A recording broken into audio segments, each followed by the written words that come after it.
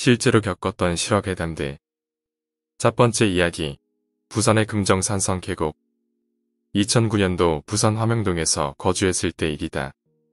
더운 여름 30도를 육박하는 날씨에 같이 일하는 동료들과 함께 외근을 나가게 되었고, 당시 나는 기획 업무를 하다 보니 외부 홍보차 나가는 것이었는데, 아무래도 사무실에만 있으면 눈치가 보이니 부장님이 일이라도 하는 척 우리를 내보낸 게 아닌가 생각이 든다. 당시 나는 일에 대해선 보수적인 탓에 되도록 돈 받는 만큼 일은 반드시 하자는 마인드가 강해서 외부 홍보만큼은 평소에 빡시게 해왔으나 그날만큼은 동료들의 아우성에 짬은 내가 제일 높았고 다수결 또한 불리해 하루만큼은 회사 눈을 피해 놀기로 하였다. 그래서 우리는 금정산의 계곡으로 향하게 되었다. 무더운 날씨, 하지만 계곡에 막상 도착하니 나무들로 둘러싸인 계곡의 바람이 내 몸을 감싸 안으며 체온을 내려주니 신선 노름이라는 게 이런 거구나 느끼며 바로 차가운 물속으로 입수를 하였다. 서로 다같이 사진도 찍고 놀 쯤에 무릎까지 오는 물의 깊이가 재미없어 조금씩 자리를 위로 옮기다 보니 다이빙 장소로 보이는 듯한 곳의 근처로 자리가 옮겨졌고, 수영을 못해서 얕은 물에서만 노는 성격인데 그날따라 이상하게 다이빙이 하고 싶어진 탓에 높은 바위로 올라가 다이빙 지점을 바라보았다. 사람들이 마시고 버린 페트병들이 지저분하게 둥둥 떠 있었고 쓰레기들이 많았음에도 불구하고 나는 무언가에 홀린 사람처럼 다이빙 지점의 무언가를 계속 응시하고 있었는데, 마치 블랙홀 같은 동그란 어두운 구멍 같은 곳이 보였고, 아, 저기로 떨어지면 되겠다 하고 뛰어내리려고 할 때마다 강한 맞바람이 불어서 나를 주저하게 만들었다. 그 바람에 정신을 차리고 다시 그곳을 쳐다보니 아까보다 그 동그란 구멍이 더 커져 있었고, 떨어져도 왠지 괜찮을 것 같은 느낌이 반복되는 찰나에 이상하게 머릿속에는 점프하자라는 생각만 떠올랐고, 다시 뛰려고 할 때마다 불어오는 맞바람에 다이빙을 주저하게 될 즈음 동료들도 뛰라고 소리쳐서 기분은 더 업이 되었다. 지금 기억이지만 분명 나 포함 총 4명인데 당시에 형 옆에 부장님이 계시는 것이었다.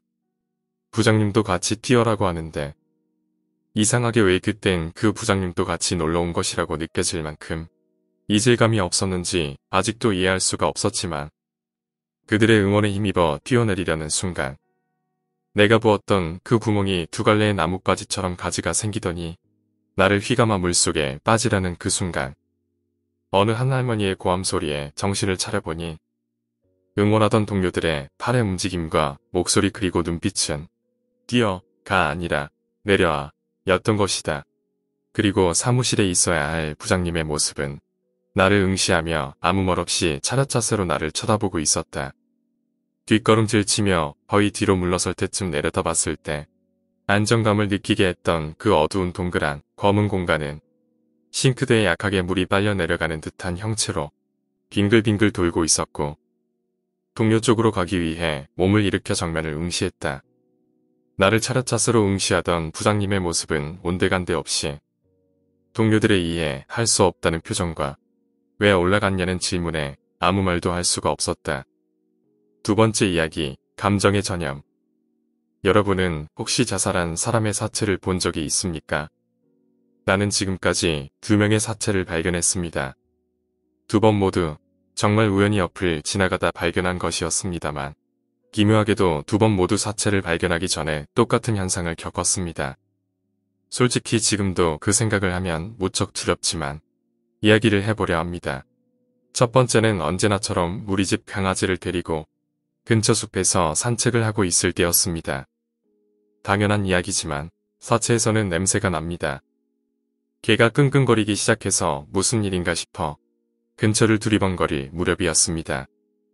갑자기 어떻게든 죽고 싶다는 생각이 들었습니다. 지금 어떻게 해서든 죽어야만 한다. 그런 생각이었습니다. 취직에 실패했을 때라던가 아버지와 엄청나게 싸웠던 때라던가 이미 다 지난 일임에도 기분 나쁜 추억만 머릿속에 떠오릅니다. 이런 세상에서 더는 살고 싶지 않다. 편해지고 싶다. 그런 생각이 머리를 가득 메웠습니다. 하지만 그것은 무척 짧은 순간이었습니다. 금세 나는 정신을 차렸습니다. 그리고 어째서 이런 현상이 일어난 것인지 의아해하며 그대로 숲으로 나아가다가 발견했습니다. 바닥에 떨어져 있는 배낭과 구두, 그리고 나무에 매달려 있는 붓배에 가는 남성의 시체를요. 나는 겁에 질려 집으로 도망쳐 경찰에 신고했습니다. 그리고 그로부터 몇 년 뒤 나는 또 하나의 사체를 발견했습니다. 두 번째는 여자였습니다. 여자친구와 함께 드라이브를 나왔을 때였습니다. 그날은 어느 산 꼭대기에 올라 전망을 보려고 나왔던 터였습니다. 구불구불한 산길을 차로 천천히 올라가던 도중 또 갑작스레 그 현상이 일어났습니다. 죽고 싶다. 이대로 핸들을 꺾어버리면 둘이 같이 죽을 수 있겠지. 죽으면 이곳에 붙어서 여기를 지나가는 차마다 닥치는 대로 덮치고 싶다. 그런 말도 안 되는 생각이 갑자기 내 머릿속에서 피어난 것입니다. 그리고 머릿속에는 여자친구와 싸워서 한동안 연락을 안 하던 때나 지금까지 여자친구에게 들었던 기분 나쁜 말 등 생각하고 싶지 않은 것이 잔뜩 떠올랐습니다. 그러나 이번에도 금세 나는 정신을 차렸습니다. 그리고 깨달았습니다. 지난번과 똑같은 현상이라는 것을요. 혹시나 싶었지만 너무 지나친 생각은 아닐까 한동안 고심했습니다. 하지만 직접 확인하고 싶었기에 나는 찾으러 나서기로 했습니다. 산길이다 보니 후진이 힘들어 나는 차에서 내려 아까 그 현상을 겪었던 곳까지 100m 정도를 걸어갔습니다. 아래쪽을 내려다보니 역시나 있었습니다. 꽤 아래쪽 경사면에 있는 나무 기슭에 감색 옷을 입은 여자가 누워 있었습니다. 온몸에 소름이 쫙 끼쳤습니다. 나는 바로 경찰에 신고하고 우는 여자친구와 함께 차 안에서 벌벌 떨었습니다. 혹여나 나 말고도 비슷한 일을 겪은 사람이 있는지 모르겠습니다만 나는 이제 무서워서 숲이나 산에는 가까이 가질 못하겠습니다. 세 번째 이야기, 영혼은 고독하다. 친척분 제사를 드리러 갔을 때 와주셨던 스님에게 들은 이야기다. 죽은 사람의 눈에는 살아있는 사람만 보인다고 한다. 그렇기에 이 세상을 떠난 후에도 제대로 제사를 올려서 섬겨주지 않으면 외로워진다는 것이다. 그 이야기를 듣고 문득 궁금해져 나는 스님께 물었다. 자주 있는 자살 명소 같은 곳에서는 죽은 사람도 많을 텐데 그것은 왜 그런 거냐고. 기분 나쁘다는 듯 스님은 대답해 주셨다. 그런 곳에서는 수많은 사람이 스스로 목숨을 끊는다. 하지만 아무리 많은 이가 죽었다 하더라도 그들은 모두 자신만 귀신이 되었다고 생각하는 것이다. 그렇기에 외로움을 견디지 못하고 눈에 보이는 살아있는 인간을 끌어들인다는 것이다. 자살 명소같이 많은 사람이 죽은 곳에서는 그만큼 많은 영혼이 살아있는 자를 찾아 방황한다. 그러니 그런 곳에는 가까이 가지 않아야 한다는 말이었다. 아직 죽음을 생각하기에는 이른 나이지만 그때 처음으로 죽음이라는 게 무섭다고 느꼈다. 네 번째 이야기, 아파트의 베란다. 밤늦게 일이 끝나고 12시가 다 될 무렵에 퇴근한 A가 피곤한 몸을 이끌고 집으로 가고 있었대. 중간에 집 앞 아파트 단지의 편의점에 들러서 맥주 한 캔이랑 과자 하나를 사고 터덜터덜 집으로 가고 있다가 무심코 A가 사는 아파트 베란다 쪽을 쳐다봤는데 자기 집 베란다 창문에서 어떤 여자가 손을 막 흔들고 있더래. 깜짝 놀라서 A가 자기네 집이 아닌가 싶어서 증수랑 호수를 확인했는데 A가 아파트 13층에 살거든. 자기네 집이 맞더라는 거야. 가까이 다가가면서 보니까 엄마인 것 같아서 엄마가 안 주무시고 베란다에 계셨다가 내가 오는 거 보고 손을 흔드시나 보구나 하고 웃으면서 같이 손을 막 흔들면서 집으로 들어갔대.